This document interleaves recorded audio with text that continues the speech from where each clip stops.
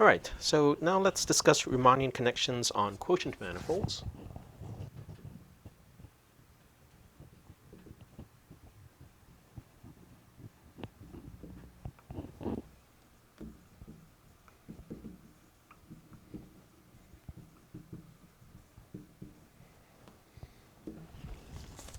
Okay, so let M bar be a Riemannian manifold.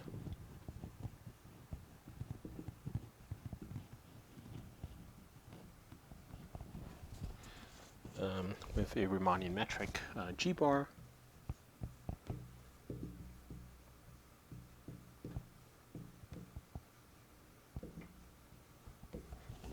Okay, and let M be the quotient of this Riemannian manifold by an equivalence relationship. Sorry, M bar.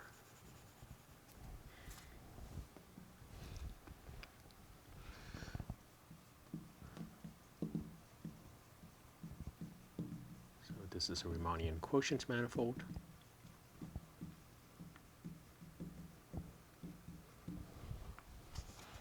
Okay, so what it means is that M is endowed with a manifold structure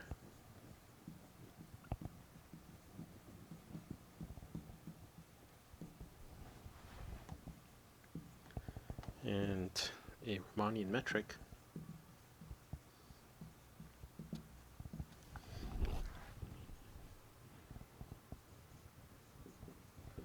G, right, that sort of turns the canonical projection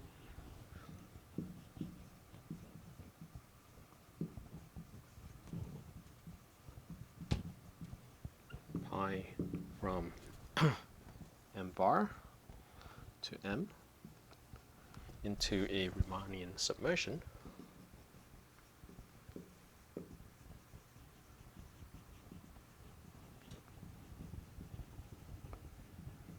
Okay. All right. So again, the picture to keep in mind is something like this, where you have a big space M bar, and then this quotient space M, which, and given a point here, there is the the fiber, okay, which had a set of points which project to the same base point here. Okay, so this is so if this is x, then this is pi inverse of x, where pi is the canonical projection.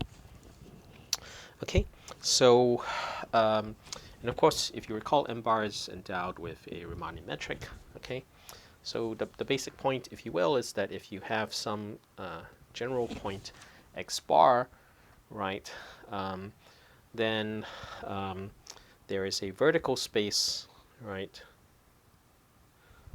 So given some x bar in M bar, right, the tangent space, there is a vertical space x. There's a vertical space at x bar, which is in the tangent space as follows. Well, it's actually contained in, it's not an element, I'm sorry. Okay, and the point is that if you have a Riemannian metric, then there's a very natural choice of a complementary subspace, which together the vertical space completes to give you the full tangent space, right? So again, given G bar, right, you can write Tx bar M bar into some horizontal space, direct some vertical space, and this is sort of orthogonal, right, with respect to the metric G bar. Okay. All right. So this is the orthogonal complement, if you will.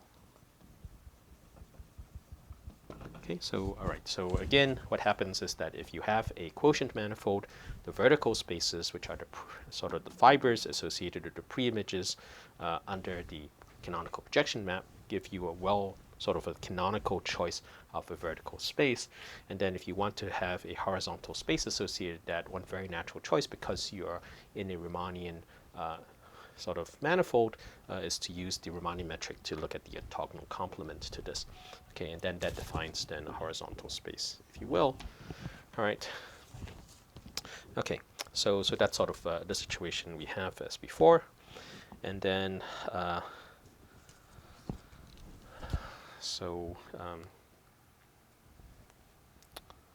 right, and then given that you let the barred version of a vector, right, denote the horizontal lift of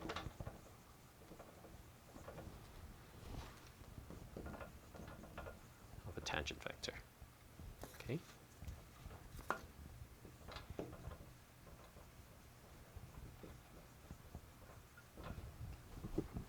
So, so the picture here again is that if you have a tangent vector, which is in the quotient manifold, you want to lift it to something sort of c bar, right, with the property that this projects down to c, and this is in the horizontal subspace. Okay, so this is what is called horizontal lift. Okay, so that's just a brief sort of review. It's like the relevant construction for Riemannian quotient manifolds. Okay, so with that in mind, then you can talk about how a connection in the big space, right, induces a connection on the quotient space. All right, so let's state the following proposition.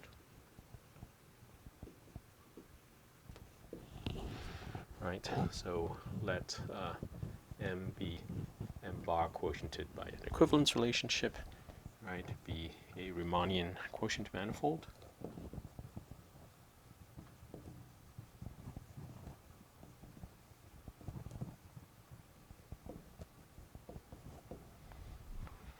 Okay, and let nabla and nabla bar, right, denote the Riemannian connections.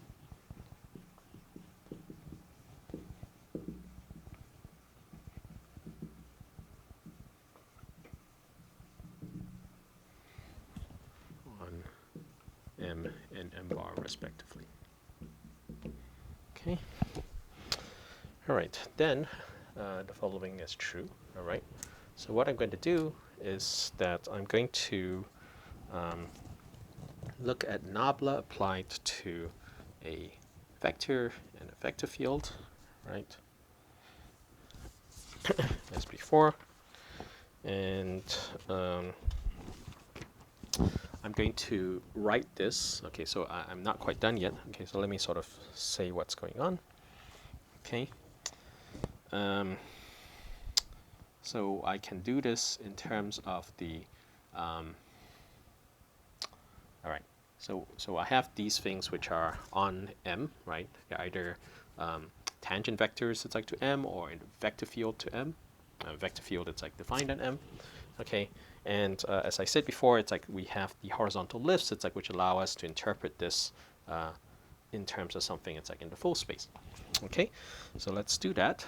All right. So this is the nabla bar, which is the connection, a Riemannian connection on M bar. So I can look at it applied to all these horizontal lifts. That's a very natural thing to do, right? Then this thing gives me now a tangent vector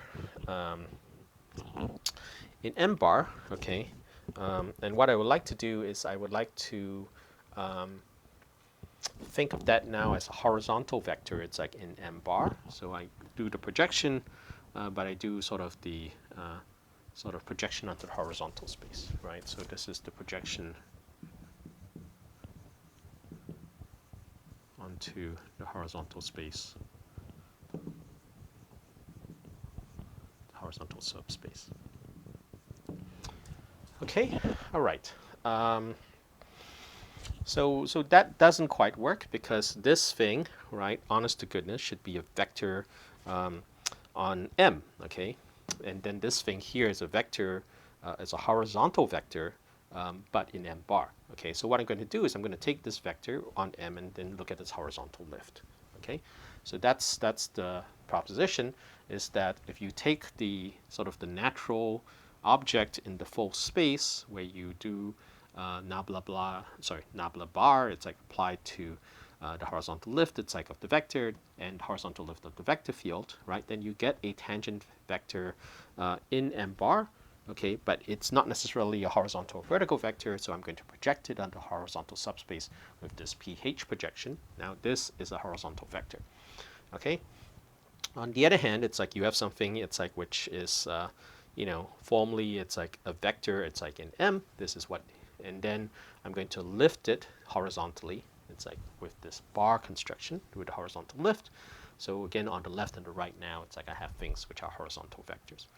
Okay, so this is how I I induce, it's, if you will, it's a connection on the original space, on the quotient space.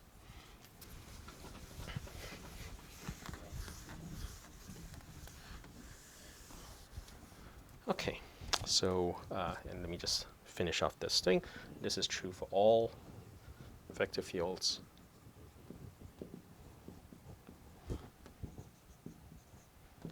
on M, and where pH, as I said, is the projection onto the horizontal subspace, is the orthogonal projection.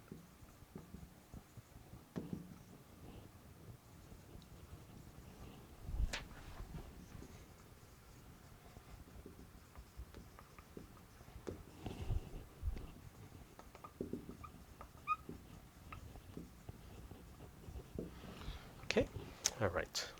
So again, it's like this is sort of a nice result because it gives you then a very systematic way of constructing or relating the the connection. It's like on the full space, it's like with connection on the quotient space, right? So this is useful. It's practical and useful for computing the covariant derivatives.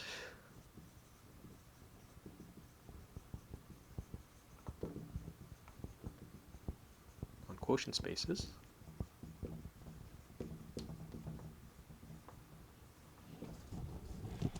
Okay.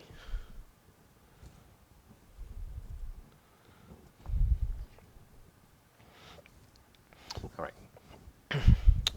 So, so of course it's like one very natural, it's like limiting case is if M bar itself is a Euclidean space, right?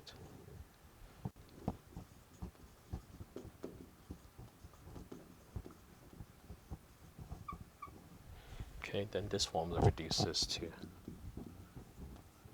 sort of the obvious thing, right, which is that in place of the covariant derivative here, it's like you just have the usual directional derivative. Okay.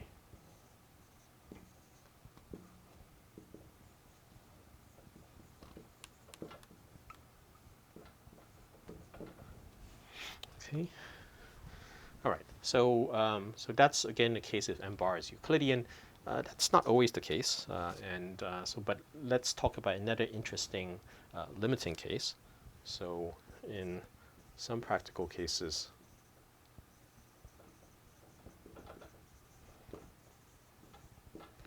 M bar is a vector space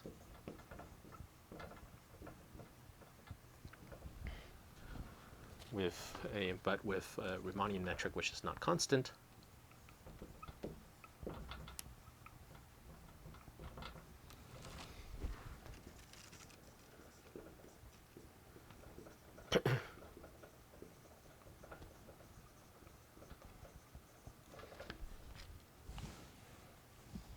Okay, but still has an interesting property, but is horizontally invariant.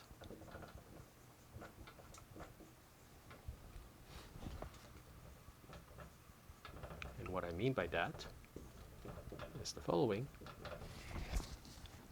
that if you take the sort of the usual classical directional derivative,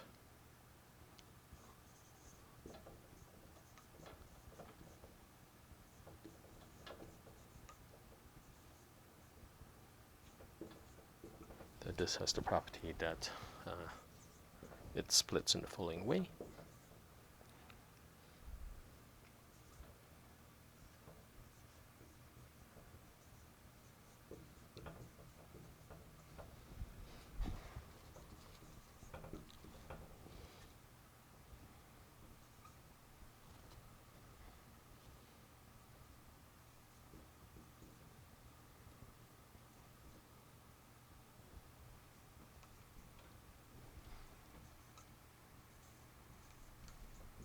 Okay. All right. So you have this notion of the horizontal invariance. Okay, and this has to be true for all horizontal vectors. So I'm not quite done yet, right? So this equality holds for all y, which are in m bar, right? And then all sort of base, sort of tangent vectors, which are in the horizontal space to y, and all horizontal vector fields.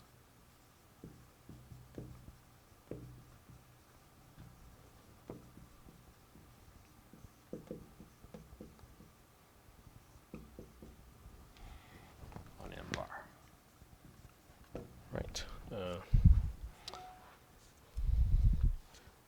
So in this situation,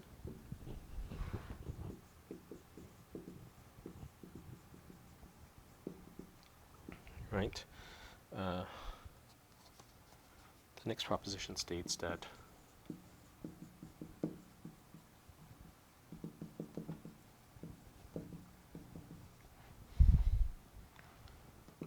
the Riemannian connection on this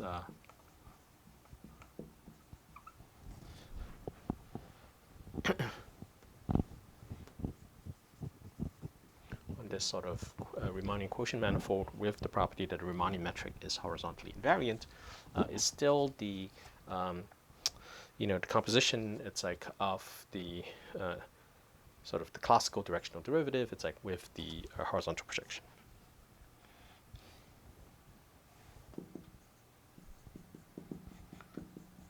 So it's still the classical directional derivative.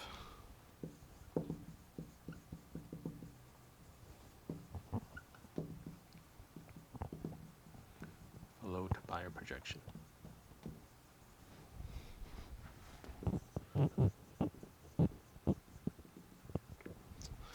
Okay. All right. So let me try to make some space.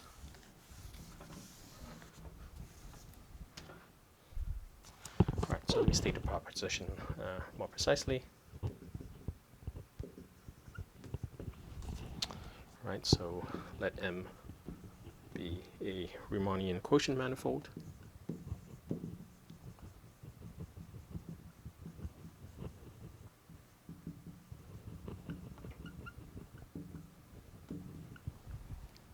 Of a vector space.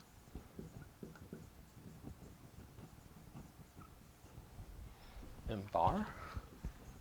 And this vector space is endowed with one of these horizontally invariant Riemannian metrics.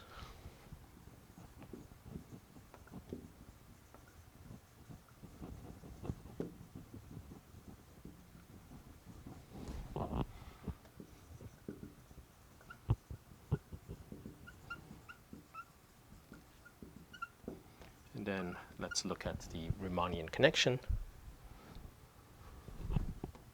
associated with this.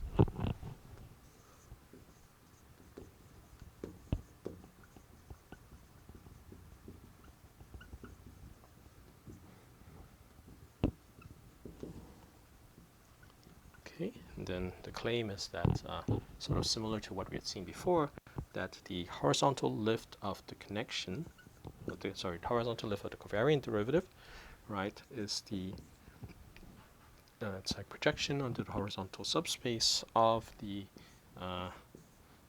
again classical directional derivative. The classical directional derivative of the horizontal lifted vector fields. Okay. For all vector fields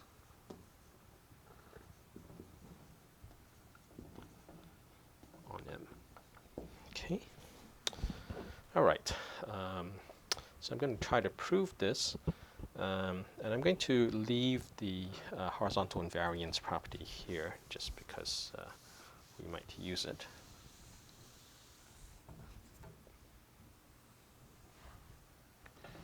All right. So let's prove this. Okay. So let G bar, okay, which is sort of the Riemannian inner product, right? So let me just think of G bar as being the Riemannian inner product on M bar. So this is just sort of to make things more precise, right? So this is the Riemannian metric on M bar, right? And as before, it's like nabla bar denote the Riemannian metric, sorry, the Riemannian connection on M bar.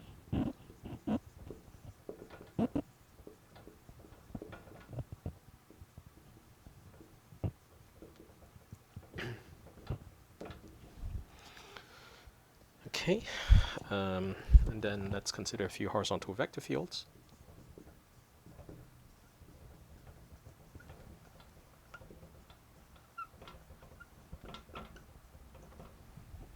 On M bar. And then, okay.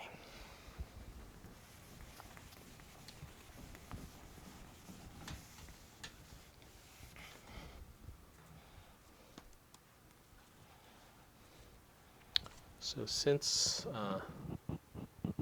M bar is a vector space,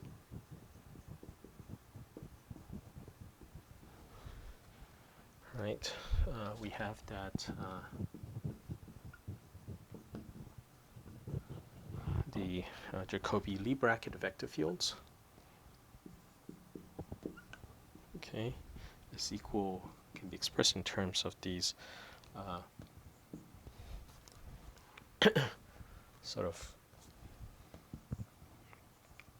directional derivatives, right?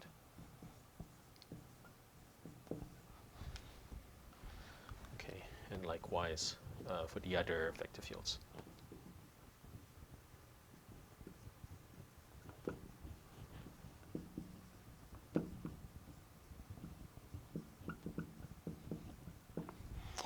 Okay, so, all right.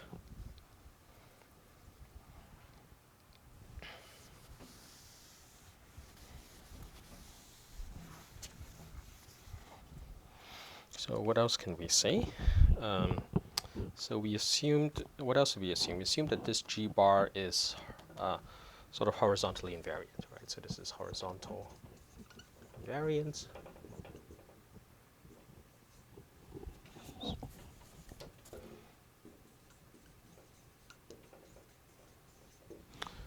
Okay, so so we assumed G bar is horizontally invariant.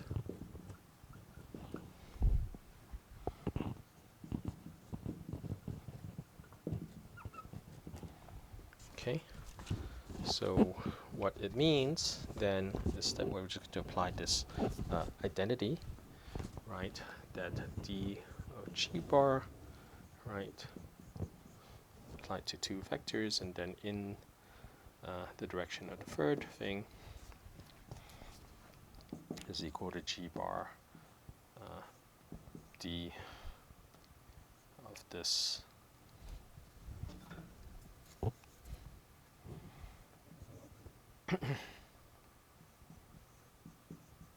term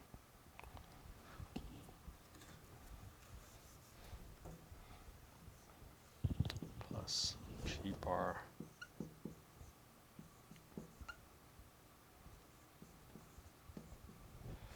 okay, and then this is true for the permutations, right? So using these identities,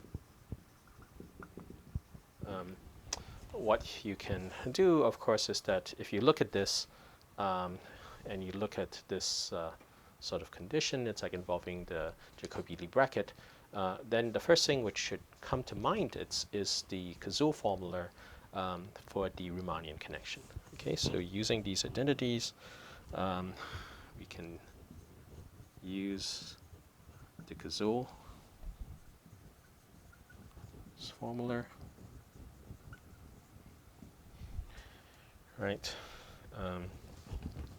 Which says that 2 times it's like the inner product of the covariant derivative of this object paired with some other vector field is equal to the following. Okay, so I'm just going to write down the formula.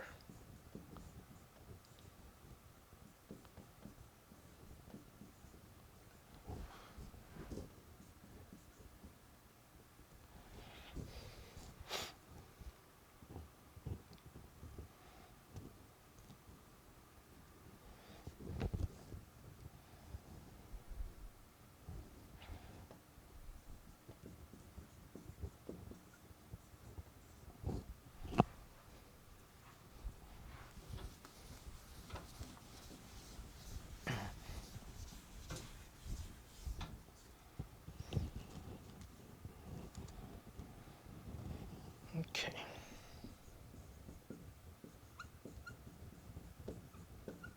All right. So, okay, so I'm just writing down Cazot's formula now, and then I'm going to use this expression for the Jacobi-Lie bracket vector fields here and here.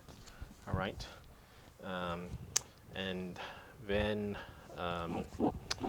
you can sort of see that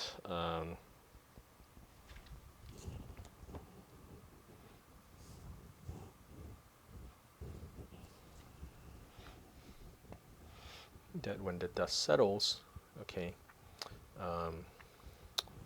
you can, and they will sort of interact with these other objects, okay, and so I mean these things are basically an expression like that, right? So it's the derivative, it's like of this inner product, right, in a particular direction, right, and okay, I can write it, it's like in terms of these other expressions here. Okay, so anyway, so yeah, so terms like this will show up. It's like when you expand this particular term, it's like with by substituting the expression for the Jacobi bracket. So Jacobi-Lie bracket, it's like of the vector fields, right? And anyway, when the dust finally settles, okay, what you end up getting, okay, is the following: 2 G bar applied to the following. Okay. So, and this is okay. So this is telling you basically that this object here is equal to this object here. Okay, which is sort of what you want. Okay, so this basically implies that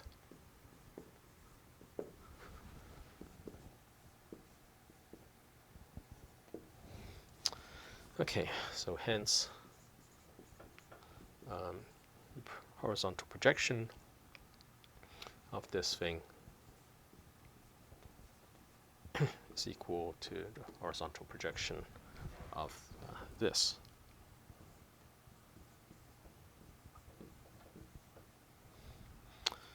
And then once you have that, then you can apply the previous proposition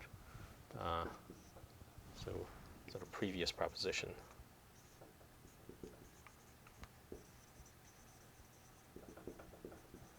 then implies that the horizontal lift of this covariant derivative, right, is equal to the horizontal projection, it's like of this object, and then this is equal to horizontal projection of D. Okay.